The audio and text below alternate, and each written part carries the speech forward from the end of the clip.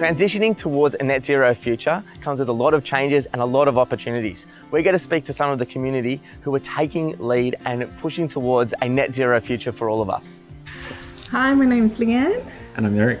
And we recently moved to a house last year in September, coming from a 2-bedroom apartment in the Lower North Shore. We have a young family, 2 boys. One of the first things we did was install a pretty large solar array on the roof. The house has got a really good aspect, so it gets a lot of the sun. We already had an electric car, so that really helped supplement that. I guess the more energy projects we then did was replace as much of the gas appliances as we could that could use the clean energy we're producing. So we've got like a heat pump, hot water tank, and we're in the process of removing the gas stove as well. There were some initiatives that we did start doing back when we were living in the apartment. So that included composting, worm farming, just looking at what we were purchasing and consuming. So we've been able to make some changes in terms of the way we buy things. So buying in bulk, buying from bulk food stores, going to farmers markets. We've been able to start a veggie patch as well. And that's been a big thing to reduce our food mileage, be able to consume organic vegetable and also get our hands dirty in the garden, which has actually been quite fun. To have the 2 biggest producers of waste in the house are our 2 kids, and so what Leanne's done since the beginning is use reusable diapers. So that saves a lot of just garbage footprint, I think. Yeah.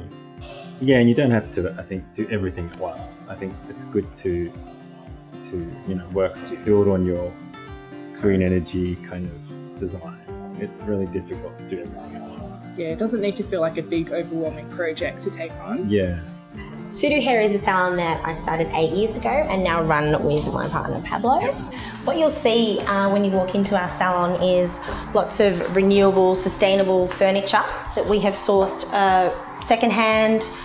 Clients have given this to us. And over here to our right, you'll see our beautiful stock shelves, which I have sourced the shelves from on the side of the road. I've sourced them from secondhand stores. So as you can see over here, below our shelves are our gorgeous sustainable bins, which we take much pride in.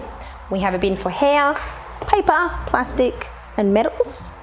The hair is really interesting because all the offcuts from the hair, they go to multiple places, but the main place this goes to is to creating hair booms, which are placed in ports around the country and made into hair booms. And what they do is they absorb oil spills. About 97-98% of that oil can then be reused and recycled into machinery, which is pretty cool. The paper and the metals are then recycled together and sold. And what that does is that contributes to what we have contributed to, 118,000 meals for Oz Harvest, which is a really cool thing. And then plastics are turned into pellets and then repurposed for different things such as glasses, which is really cool. So we've got these LED downlights, which are quite energy efficient. We've also recently done the tinting on the windows, and we've purposely left the top section of windows untinted to let as much natural light in as possible without the glare. But it also helps with the energy efficiency and the not so much use of the air conditioner. Thanks for letting us show you around our little salon in Roseville. Well, we think it's really important to encourage our children and to teach them how to look after their planet and their environment. So we have a lot of environmental initiatives here at school. We have our chickens, we have composting, we've got our own school garden, and of course we've got this beautiful natural environment that the school is placed in. Here we're installing a 44 kilowatt system, which is a decent size. To put it in perspective, it would be enough to power about 10 homes.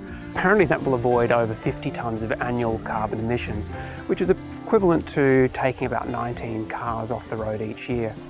The school has a loosely organised green team made up of students, teachers and parents, and this has triggered many of the environmental projects around the school.